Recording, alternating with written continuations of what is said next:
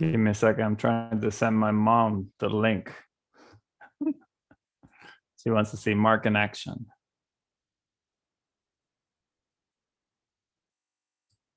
We all know she's the most important audience, right? So.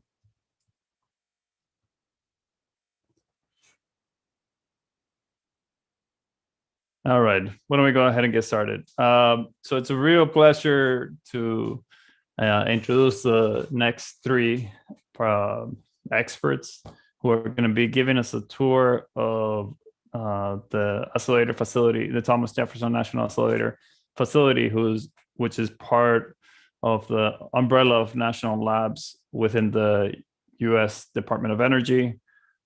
We have three experts who are going to be giving us glimpses of different parts of the facility. First, you're going to hear from Arun Tadepalli, who is he got his PhD from Rutgers University, and he's a postdoctoral research fellow at Jefferson Lab. And then you're going to hear, so he's going to give you a little broad introduction to the physics program at Jefferson Lab. And then you're going to hear and be able to see actually part of the facility there at Jefferson Lab from Mark Dalton, who's a staff scientist at Jefferson Lab, a full-time staff scientist. And Florian, give me a second, Hauenstein. Did I pronounce that correctly, Florian? Hauenstein? Hauenstein, there we go. All right, second time is a charm, right? And he's a postdoctoral research fellow at Massachusetts Institute for Technology, MIT. Maybe some of you have heard of that place, who's doing research at Jefferson Lab. And so with that, I'll let them take it away. And if you have any questions, please put them into the Q&A box, and we'll try to get to your questions at the end. Thank you so much, guys. Thank you, Raul. I'm going to go first. And let me see. Let me share my screen real quick. And tell me if you can see everything okay. Yes. We can okay, fantastic. It is a great pleasure and an honor to be able to give this talk. I was actually just conversing with Raul, telling him that he's very happy that we are giving this tour, and we are very happy that we have a platform to give this tour. So the feeling is mutual, and we're grateful to the entire REYES team, and in particular to our friend and colleague Raul for the conception. So today I want to talk to you just a little bit about Jefferson Lab, its physics program, and just give you a very brief virtual tour.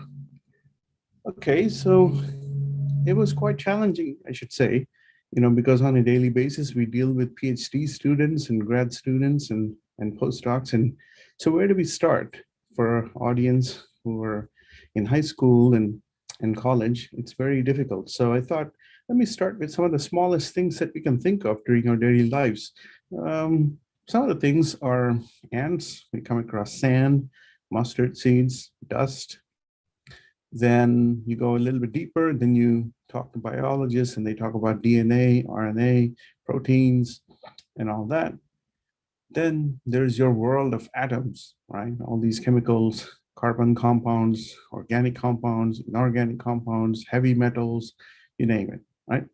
And so you want to go one more step into this, and then you're into the world of protons and neutrons, or nuclei, which are surrounded by these electrons that are in a very simple model explained by Bohr, orbiting nuclei, right? But we know from quantum mechanics, there's much more to it than that. And however, if you want to go deeper and deeper into this, the world of atoms is made up of these protons and neutrons. Protons are in red, neutrons are in blue. And so you want to go one step deeper. You find that these atomic nuclei are made up of protons and neutrons, but they're also made up of these quarks and gluons that are continuously interacting with each other. And these quarks and gluons display a plethora of phenomena inside the nucleus. And that's what's beautiful and interesting. That's what we want to study. at Jefferson Lab. So if you go one step more deeper into this, you start that as you go inside this nucleus with higher and higher resolution, where your microscope gets bigger and bigger, you start exploring these quarks and antiquarks and gluons, and all these are dynamically interacting with each other through the exchange of the force carrier, which is the gluons. So that's what we want to study. So if I want to zoom back, the smallest of the small, which is really invisible to the eye, right? After the world of DNA and RNA, perhaps our vision is limited. We cannot see beyond that. But what we have to do is we have to do these experiments to deduce the underlying physical principles that govern our universe. So the smallest of the small, which are invisible to our eyes, define the matter that we're made up of. Can you believe that? Take a moment, think about it. You can't even see what is governing this universe. That's beautiful, right? And powerful. So this is my way to say that it is an honor, a pleasure, a gift. It's also a beautiful journey to be able to understand, to be able to play with some of these building blocks, and to dance with nature. That's how we entertain ourselves, through constant learning of new concepts and interacting with nature in very mysterious ways. Okay, so Jefferson Lab is one such facilities, and today you're going to get a virtual tour of that. And it has 4 different experimental halls, and these 4 halls are Hall A, as you can see on the left top, Hall B on the right top, then Hall C, left bottom, and Hall D, right bottom. So in Hall A, it has 2 high-resolution spectrometers with precise measurements for inner structures of nuclei. And it also used to study various different kinds of beyond the standard model effects. And standard model is kind of the model that tends to explain how nature interacts, or the fundamental building blocks interact with each other. But there is more to it, and that's beyond the standard model. And Hall A is dedicated to studying some of the aspects of that. Hall B also studies various interactions between quarks and gluons. There's the resonance program, then there's also GPD program, and there are a variety of physics topics that one could study with this 4-pi acceptance spectrometer. Hall C, on the other hand, does precision type measurements. So it does 3D structure of the nucleon, validation of that, and it also studies partonic structure of the nucleon, and also studies super fast quarks in nuclei. So a lot of fantastic topics that could be explored in Hall C. And Hall D is unique. And today you're going to get a tour of it from Mark Dalton, where we also study a lot of meson spectroscopy and a variety of topics that I would save for Mark to tell us more about. So, okay, all these 4 different halls study a variety of physics topics, and we would love to have you join us in unraveling these exciting mysteries one day. So that's a very brief introduction of the physics program of Jefferson Lab, and I hope you've gotten an essence of what we do here. So I now pass the mic to Florian. All right, let me share my screen as well. By the way, we are live from Hall D. As you can see in my camera picture, there's actually what Arun just saw in the picture, that big red yellow magnet, which you could see in the Hall D picture. But before we visit the hall, let me talk about the accelerator a little bit.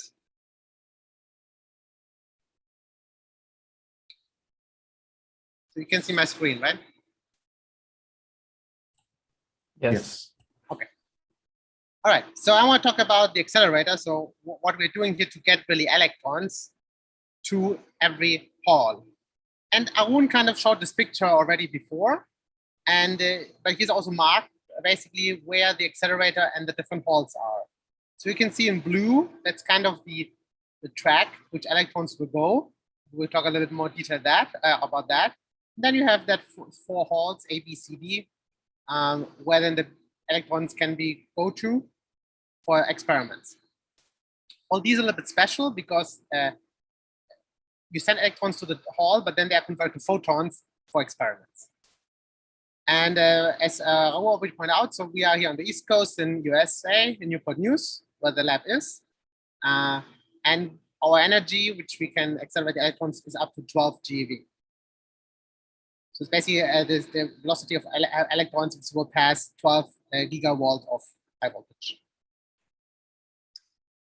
So how was on do it? So technically, the accelerator is constructed like as a racetrack configuration. So on the bottom left, you have the source, and then the electrons will go around in turns through two linear pieces where they get accelerated, and then two bending sections where they get bended back to the other linear part to be accelerated again. And you can do this up to 5 times. So 5 times the electrons can go around before getting to the halls. You also can do it only 1, 2, 3, 4 times. So shown here on the bottom right is actually kind of then the picture how it looks like. So you really have one straight track where you're accelerating them, and then you need 5 kind of bending sections in the same area because you need a little bit more bending for the different velocity of the electrons. Unfortunately, we would show you that live, but we cannot enter at the moment because we prepare for our next experiment, and the accelerator is not accessible at the moment. So I can only show you a lot of these components in terms of pictures. So let's talk about the acceleration itself. So now we are in the area in the linear part in these 2 blue sections. So you see it's a very long tunnel. The tunnel is all the accelerator is about 7 to 10 meters underground. You can see the tunnel is about 3 meter high and about 4 meter broad. And you have this kind of linear section with this big modules. So, and on the top right, you can see this, each model actually even has a name. So every model for accelerating has a name. We have 26 of these kind of modules in both sides, so total of 52 of these modules. And this is where the electrons get accelerated. Now, how to do that actually? So what the electrons are doing is getting accelerated. They are actually surfing on an electromagnetic wave. So what you do in these modules, you have this very small called cavities, which you see on the bottom right plot. So this kind of pipe with a lot of donuts around. And in this kind of pipe, you create a very high frequent electromagnetic wave. And when you do this correctly in time, so you have a positive and negative charge, basically the electrons start surfing on that wave. And by that, gaining speed. And you do this basically over the whole linear section, and that's where you accelerate the electrons. And for each linear section, you add 1 GeV of energy to the electrons. Of course, there's a lot of energy loss and so on. So all of this has to be also cooled to a very low temperatures. So everything is very close to the absolute 0 point, so about minus 273 Celsius. So we're 2 degrees over the absolute 0 temperature point. And so basically the whole system is a big refrigerator where everything is cooled and so on. And that's also why these models actually have superconductivity. So they have no energy loss when you put that electromagnetic wave onto the models. That's the acceleration itself. Now we also have to bend. And as I always said, each of these arcs, these bending regions, have 5 different tracks. You can see in the middle, plot on the top. You can see clearly like 5 pipes from top to bottom, right? And then in blue, you see this kind of modules, and these are magnets. These are magnets to bending the electrons around in a circle. And this is also very simple. So basically, you have a magnetic field which is orthogonal to your beam direction, and that kind of gives it a kick to get slowly bended around. Before that is on the left side, you see, of course, you coming from a linear section where you only 1 beam pipe, you have to first spread. So you spread to 5 different pipes, depending on the momentum of the electrons, depending on the energy. And then after you bend it all around, you have to combine them back to one. This you see on the bottom right section, where then everything goes back into one pipe and then get accelerated again. And the feature of this accelerator is actually that you can electrons with different momenta, different energies are going at the same time in the linear section and get all accelerated at once, which is very nice. So you also save time, save space and machinery which you need. But another question is also, so now this of course how it goes around, but now we also want to extract some of these electrons to one of our experiments. And this is shown here. So I just show you the picture because it's a little bit more interesting for if you extract for A, B, and C. So basically what you're doing is you for every turn you see on the bottom left, you have like the 5 beam pipes, you have a lot of machinery here, and this is mostly very high frequent magnets, which kind of give an electron a kick. If you want to extracting it, giving it a kick, so it get a little bit off in position. So at the end, you split the beam pipe by 2, and one will not follow the main track, but will go and kind of exit to somewhere else. You can think about like in a normal race, when some cars would go basically into a pit stop, here also the electron will take a different route and then suddenly be in a different pipe. And this you then feed to the experiments. And on the bottom right, you already can see, so you have now not 5 tracks on top of each other, and they're always split by 2. So in this way, you can generate, for every turn, you can decide if you want to have an electron going around again, or if you already want to extracting it and send it to an experiment. And with that, so that was kind of a quick overview of how we accelerate our electrons, how we band it, how that accelerator looks like. And from that, we cannot go to Mark, which is behind me. I will be soon the camera person, and give you then a tour of the hall, which will then use these electrons to do experiments with. Thank you very much.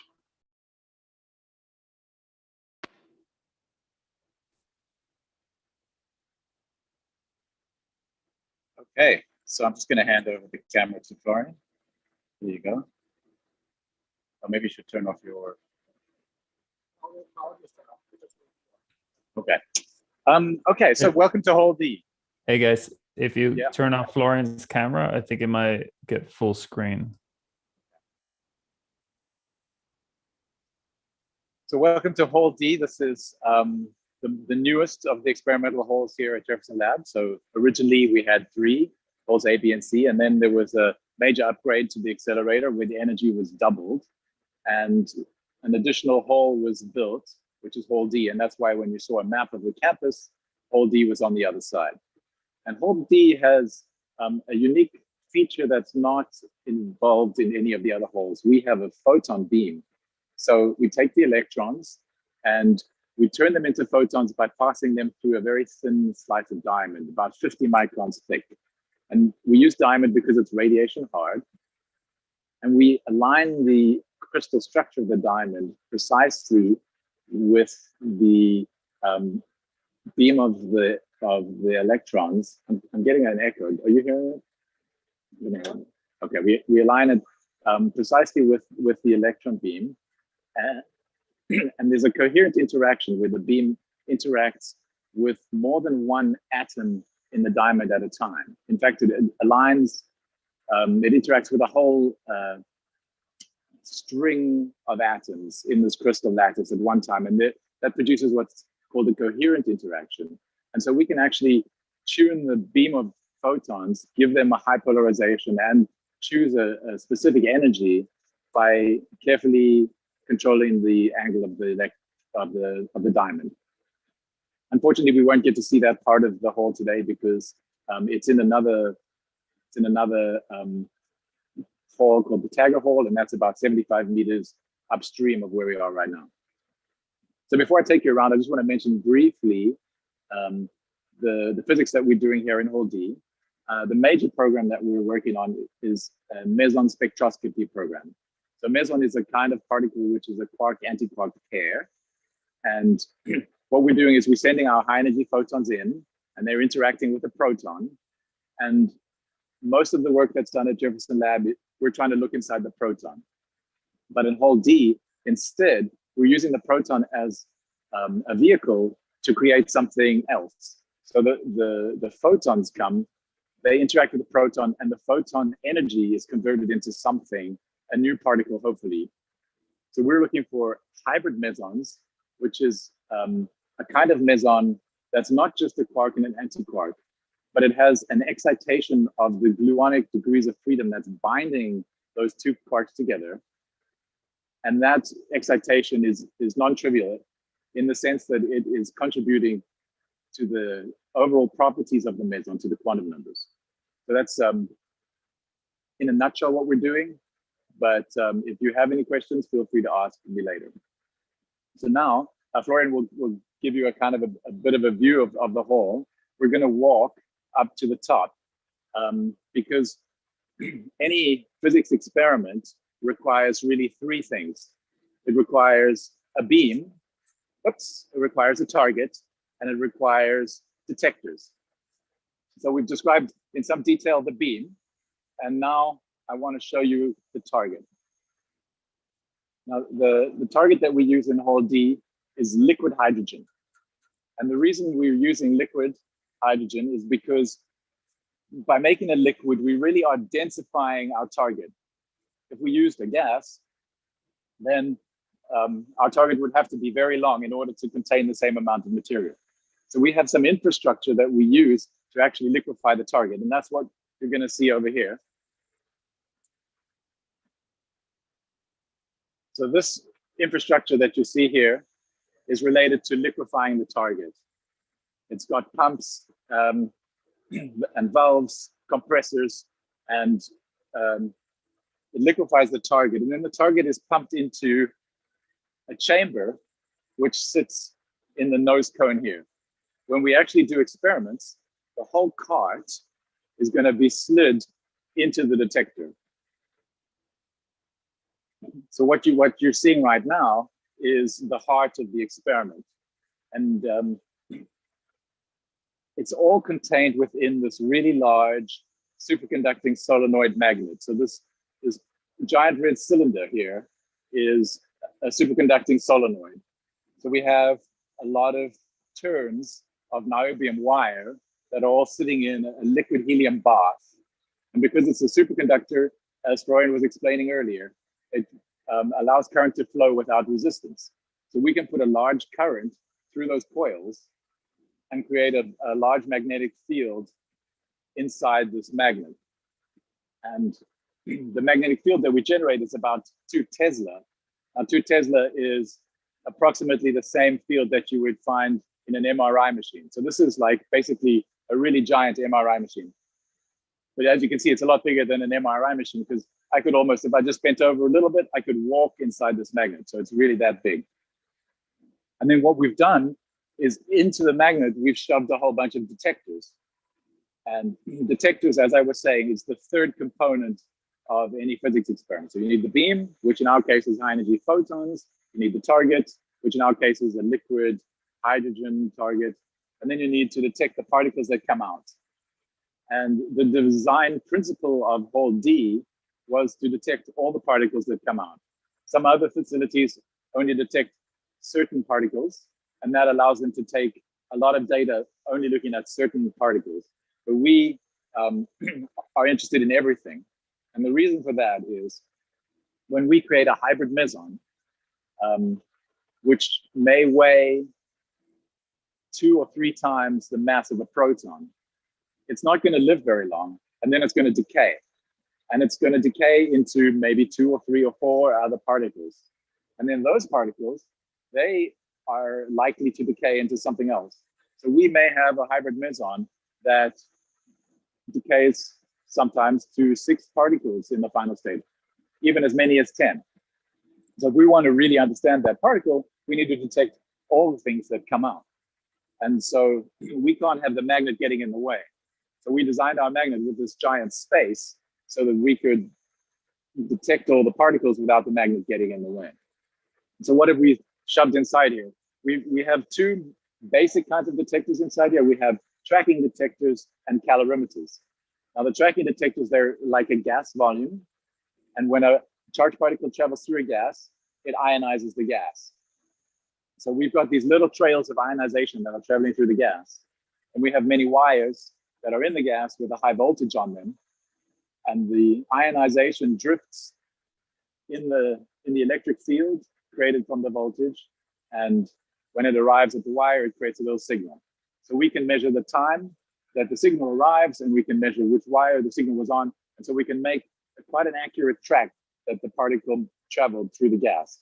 And the magnet has created a large magnetic field. So any charged particle that's moving in this magnet is going to have a curved trajectory. So we can determine the momentum of our charged particle using knowledge of its track and the magnetic field. Then surrounding our tracking detectors, we have a calorimeter. And the calorimeter is something that's designed to measure the total energy of a particle.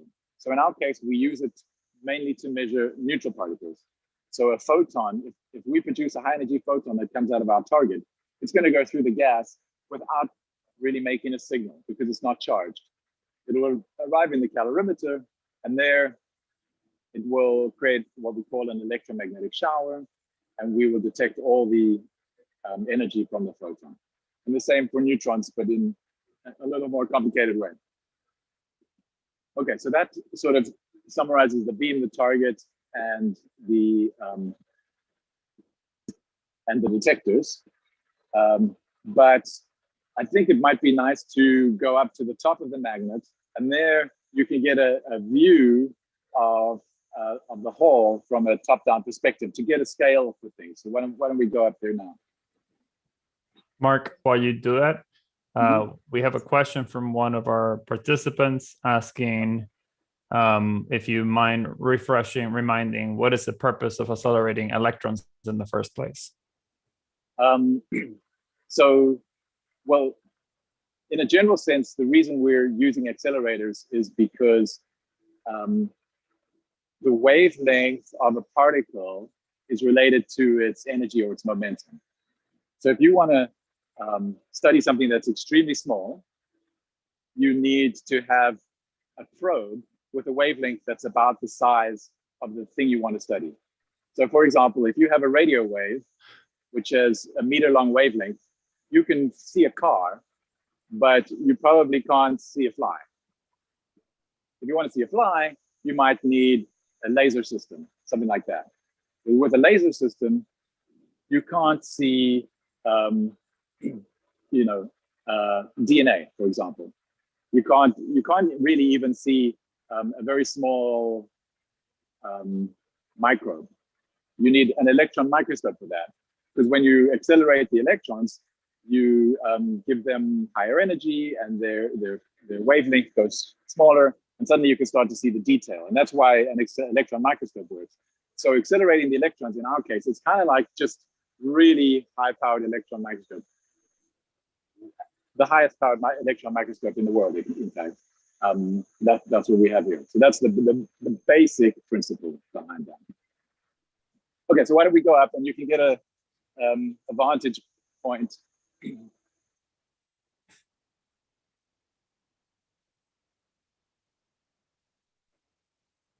And I should have maybe said at the beginning, but this is a unique facility that, it's one of the few places in the world where you can have such high energy particles being accelerated. So we just show them down there. Exactly, yes. It is a premier facility of its type in the world. It's very expensive to operate, so it costs $100 million a year to run it. And it costs on the order of $1 billion to build it. But the kind of science that we do here can't be done anywhere else. how many people approximately does it take to run this facility? So we have 50 about employees, and that's people, physicists like me, technicians and engineers that help build apparatus and keep things working. We have a big Accelerator division that keeps the accelerator operating, does the maintenance and the upgrades. We have a lot of administrative staff that, of course, you would expect in any big organization. We have education staff. Am I missing anything? Oh, yes, of course. So that's just the Jefferson Lab staff. But we really do produce a lot of data here and a lot of science. So in addition to the staff of the accelerator, we have another about 1,600 people from universities around the world. These are students, postdocs, and professors, or research scientists that visit the lab on a regular basis, help us take data, help us build equipment, help us analyze data and write papers, think of really neat ideas of things to do here, and write proposals that are evaluated for running here. So yeah, so about 750 staff, and then about another 1,600 people who regularly come to do work here. Great. So it sounds like we may have a little bit more time. I can show you then some equipment that we use to study the beam. Yeah, okay, so that's a good idea. So in this view, this is the beam line, and the beam comes from the top to the bottom. And we're going to go and see this area down here now, because that's an area that we use to study the properties of the beam. So the beam is extremely important, and we need to know its energy and its polarization. And so we have to have some apparatus to study that. So why don't we go back downstairs and look at that? Are there any other questions in the chat? Not at this moment. I have more questions for you, but I'll let you carry on, and then we can see if our students feel inclined to ask questions. On our way there, there's something else I'd like to mention, and that's the electronics. So the experiment has about 30,000 separate detectors, and each one of them produces a signal. And these signals then travel to a lot of electronics, which we have all around the hall. And this is just one set of racks that you can see here, and there's another one on the other side, and there are some downstairs. And all of this electronics was actually designed by the Jefferson Lab Fast Electronics group. So they made a design which allows the signals to come from the detectors and then be digitized on these electronics boards. And each of these boards has what we call an FPGA on it, which is like a little computer which can be programmed with logic. So we have a group that writes programs which then are run on these electronics. And that explains to the electronics how to take an analog signal and digitize it.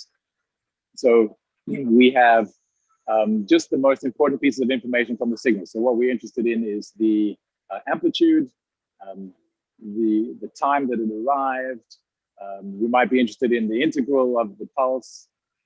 We might be interested in some kind of quality measures, that kind of thing. But we want to just distill a few parameters from each pulse. And then we have a trigger system. So Hall D was designed to take data at an extremely high rate. And we take data at 80 kilohertz. That means that 80 times a second, we are reading out an event from the apparatus. And so we have to have a system that we call dead timeless. That means we need to be able to detect every event that arrives. And so each one of these electronics modules has a memory in it. And when we realize that something interesting has happened in the detector, we go back into the memory and then read out the pulse. And so by doing this, we don't lose any information. It's always stored in the memory, and there's this ring buffer in the memory that keeps getting written over. So yeah, that's another huge technological advance that was made in this hall in order to take data at really high rates. So let's go and have a look at what we call the pair spectrometer. So while you walk over, I'll read one more question. So we have a couple more that are coming in. Okay. One is asking, how long did it take to make all of this? And when did they start making the machines?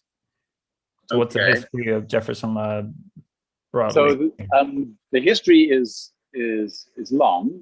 It was in the 80s that the machine was first conceived, and construction started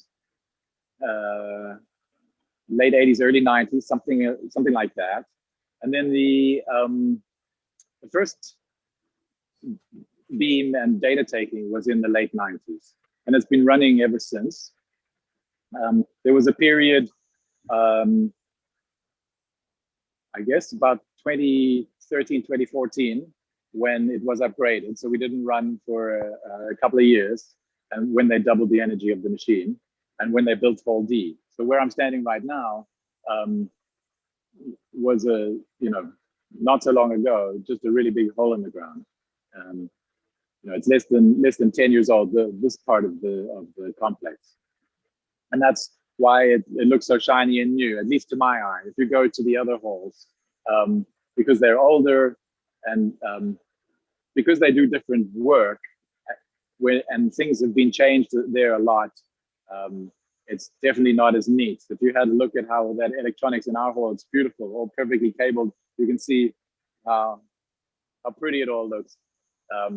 It's not always like that. So anyway, what you see here behind me is our pair spectrometer. So once again, you'll see that we have a really large magnet. So anytime you want to measure the momentum of a charged particle, you're going to need a magnet. That's the red thing.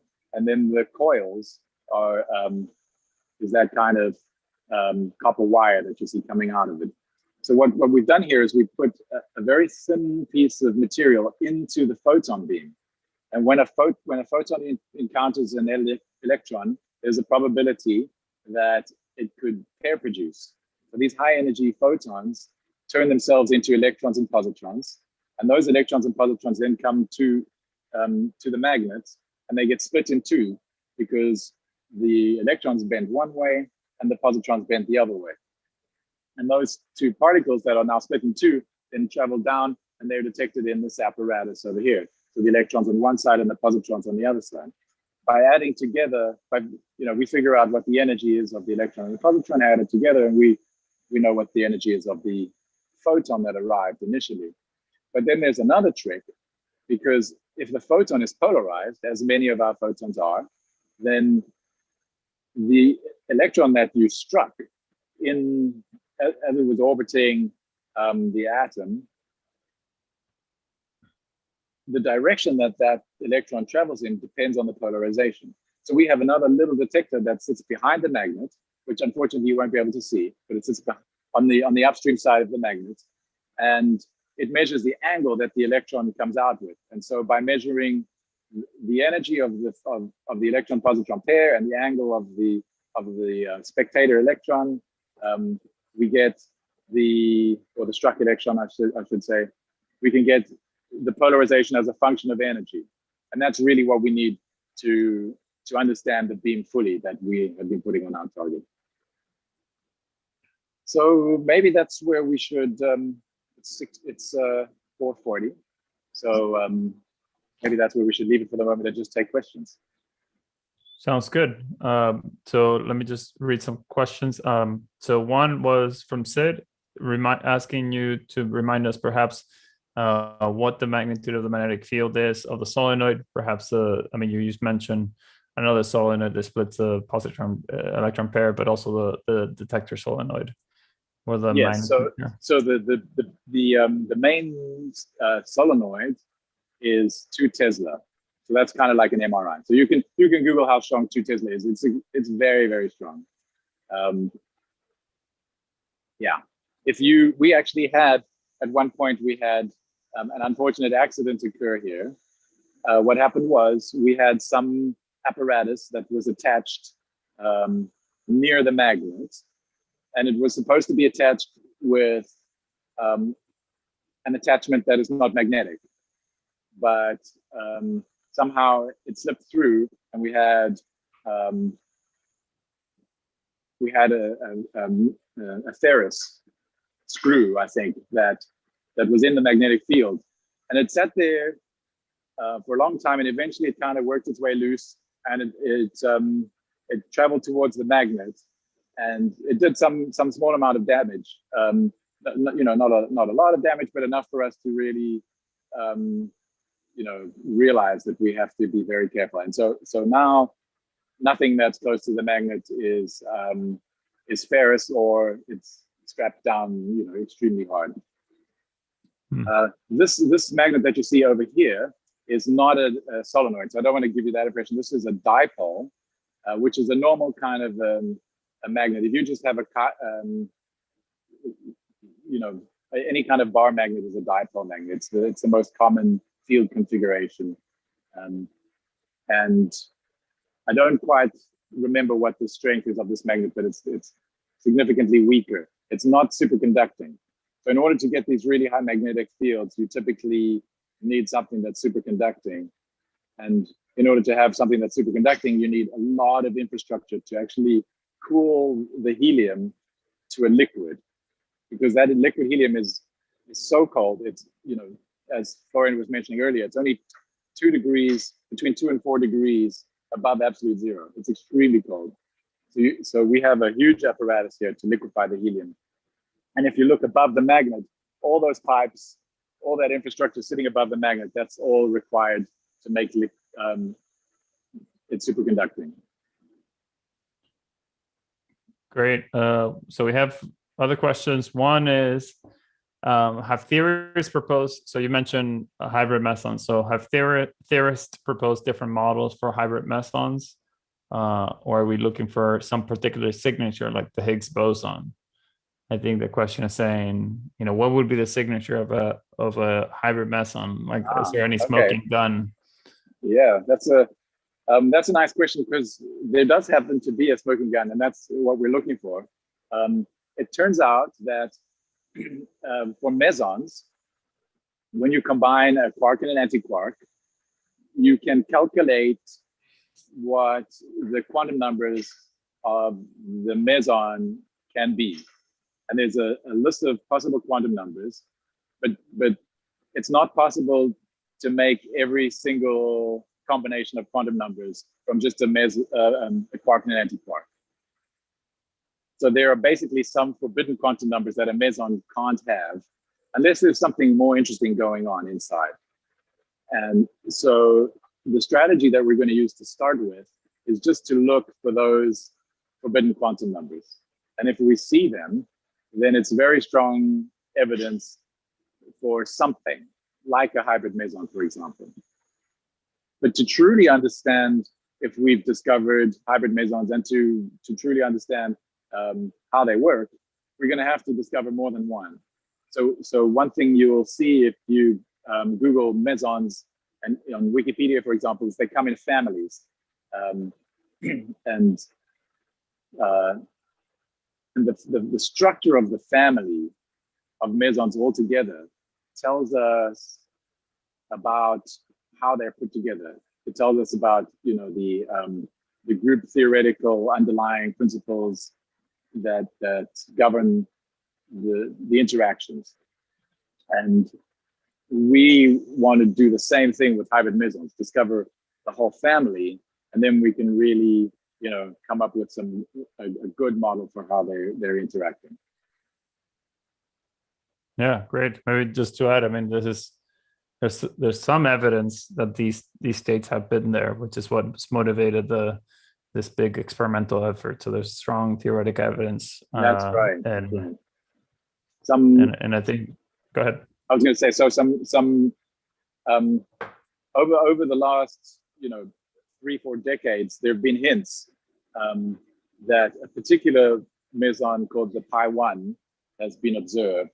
And then some recent data from an experiment in Europe at CERN called COMPASS, which is very good quality data, was then analyzed by a group actually that's a group of theory theoretical physicists here at Jefferson Lab, and they produced pretty strong evidence that that the pi1 exists. At least it's, you know, it is quite capable of explaining that compass data, which otherwise would not be easy to explain. So, so I'm pretty optimistic that they're there and that we should see them. Great. And this brings us to the next question, which is related to your previous statement. Is there anything that can be done here that would not be able to be done at LHC and CERN? Oh, yes. There's really a lot. I mean, they're designed for different purposes. So we're interested in studying, okay, so we've spoken a lot about hybrid mesons today, but the Jefferson Lab program is, I guess it has two facets. We call them structure and spectroscopy. So structure is where you look inside a proton or inside a neutron or inside a nucleus, and you're trying to see what's going on there. Spectroscopy is where you try to make different arrangements of quarks that don't usually exist in nature, and you try to figure out where they all fit in mass and what the quantum numbers are, that kind of thing. So particularly for structure, if we want to look inside something complicated, we want to have a very simple probe. So a photon or an electron, that's a very simple probe. But the LHC, they're bashing two protons together. So you have something complicated hitting something complicated. And so what comes out is complicated squared, basically. And it makes it kind of difficult to truly understand. I mean, it's, you know, that's an oversimplification, and they can do some pretty good stuff at the LHC, but they weren't really built for studying the structure of protons. They were built for looking for new fundamental particles. And so that reflects in the, you know, the kind of things that we can do. Great. So I think there's a question here that's perhaps a little bit vague, so maybe I'll give you an interpretation of it. So the question is, are there any other international projects that you're watching? Perhaps what they mean is, are there international projects that perhaps you're involved or that you have an eye out that are complementing the science that is being done at Jefferson Lab? That's a good question. So there is another way of studying quarks that's called baryon. And that's not something we do at Jefferson Lab, but that is something that is interesting, and I pay attention to that. And then there's this experiment at CERN called LHCb, and they have a kind of a unique setup for CERN. So CERN is, of course, they're pumping a lot of energy into a small system, so they create a lot of different particles. And so if you have a detector that can detect them, you can study them. And so LHCb does this, and they do spectroscopy there. And they do spectroscopy of heavy things that we don't have enough energy to create the really heavy stuff. We can't create a bottom quark. We can only barely create a charm quark here. So I really like the work that they're doing on heavy spectroscopy there. So perhaps, Raul, if I may add to Mark's fantastic answer, I have worked on the baryon experiment before, and one of the crucial differences between what we do here and a setup, say, for example, like Fermi Lab, where they do these kind of baryon reactions, is what are the initial conditions? Oops. Mark, that's probably maybe, Mark. Yeah, I think it's Mark. He can maybe mute himself for a second. Yeah, let me mute. Sorry about that. Oh, no, that's okay. I thought it was someone asking questions. Okay, so what are the initial set of conditions that we're starting out with for these probes that we're using? And that, I'll give you one specific example. In colliding protons with different targets, say, for example, a facility like LHC or Fermi Lab, what we have is a complicated object which has quarks in it, right? So if we want to study the propagation of quarks, through these nuclear media, where they come and interact with it and then highlight with an anti-quark, and then leptons come out. That's a set of initial conditions, which is very different from what we produce at Jefferson Lab, where electron comes in and then interacts. It generates a virtual photon that hadronizes, and this hadron propagates this medium. So now we're studying initial state effects and final state effects. And both of these give us a full, complete viewpoint of what happens from when things are generated, propagated, to exited the medium. So all these facilities are really giving us a complete picture of what's going on and what the behavior of these fundamental constituents are. Great, thanks, Arun. Maybe I'll keep asking you the questions. So one question is, why do we have those hills for the halls, for the experimental halls, right? Like there's these big bumps. Isn't there an advantage in just digging deeper underground?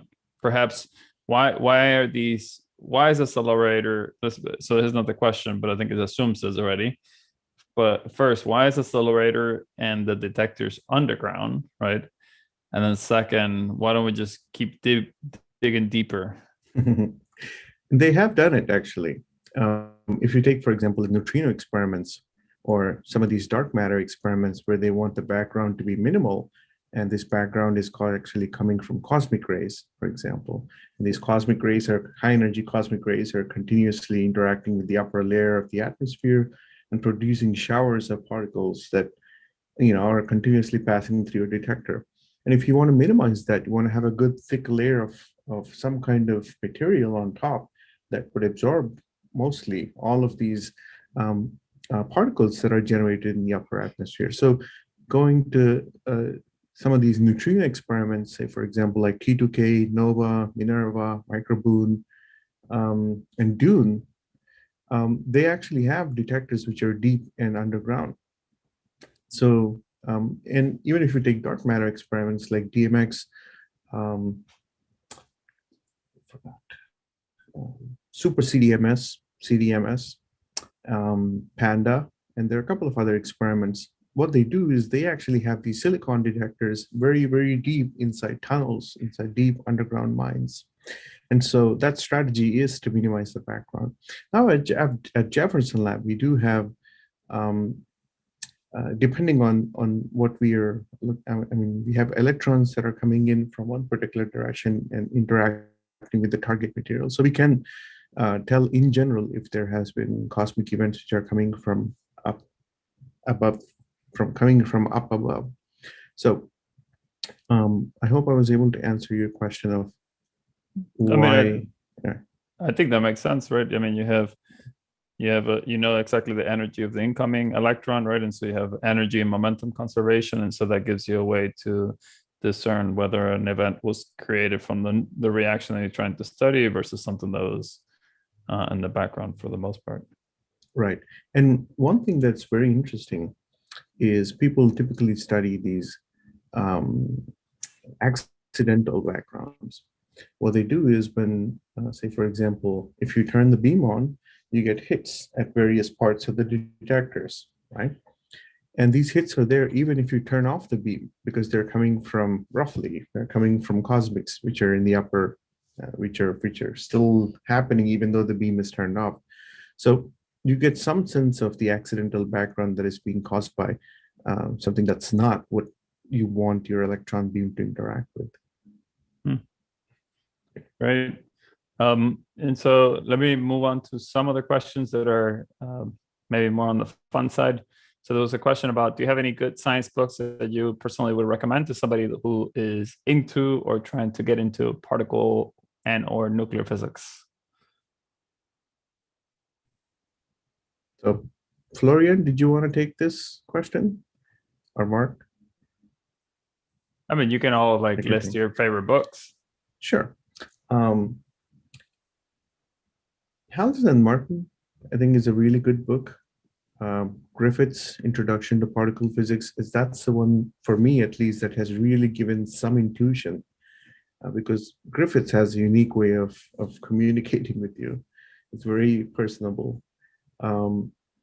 Then Introduction to Elementary Particles by Randolph Pohl. Yeah, those are some of the books that I can think of. I usually stay away from quantum field theory books. So. Yeah, maybe that's not the easiest introduction. Right. It's always a fun joke though. Peskin and Schroeder. Wait, what was the joke? Peskin and Schroeder. Peskin and Schroeder. Yeah, no. Or Jackson's electrodynamics. Yeah. I mean, maybe what was can you think of what was any pop, like general science book that got you interested in particle physics? Yes, I can think of an author. His name is Frank Close.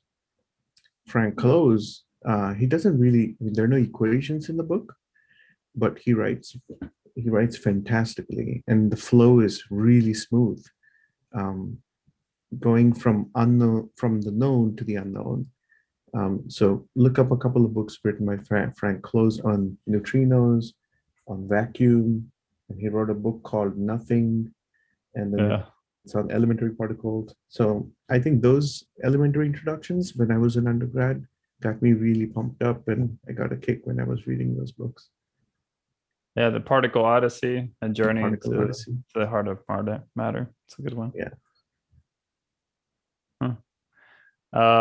And maybe the last question is a fun one. I should have mentioned these guys are friends also, right? These are not just colleagues, these are friends. And Jefferson Lab has as you can see, each one of us is from a different country. It's a very international community.